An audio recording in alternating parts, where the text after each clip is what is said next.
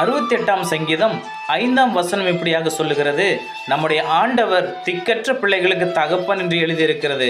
ஆமாங்க, நம்முடைய ஆண்டவர் திக்கற்ற பிள்ளைகளுக்கு அவர் தகப்பனாய் இருக்கிறார். இந்த பூமியில் ஒருவேளை நம்மளுக்கு அப்பா இல்லாமல் இருக்கலாம், அம்மா இல்லாமல் இருக்கலாம், ஒருவேளை இருந்தும் இல்லாத சூழ்நிலை போல காணப்படலாம். ஆனாலும் நம்மை உண்டாக்கின தேவன் நம்மை ஒருபோதும் விட்டு விலகுவதே இல்லைங்க. அவர் நமக்கு தகப்பனாய் இருந்து வழி நடத்துகிறார். யோசேப்பினுடைய வாழ்க்கையில் நம்ம பார்த்த பொழுது, யோசேப்பு பிறந்த கொஞ்ச வருஷத்திலேயே தன்னுடைய தாயாரை இழந்தாருங்க. அவர் வளர்ந்த பொழுது அவங்க அப்பா கூட சந்தோஷமா அவரால் வாழ முடியல. காரணம், எகிப்து தேசத்துல தன்னுடைய சகோதரர்களால் விற்கப்பட்டாருங்க. பாருங்க, யோசேப்பு போத்திபார் வீட்டில் அடிமையா இருந்த பொழுதும் சரி, சிறைச்சாலையில் அடிமையா இருந்த பொழுதும் சரி, கர்த்தர் யோசேப்போடு கூட இருந்தார். யோசேப்போடு கூட இருந்து அந்த தேசத்துக்கே அதிகாரியாக உயர்த்தினார்.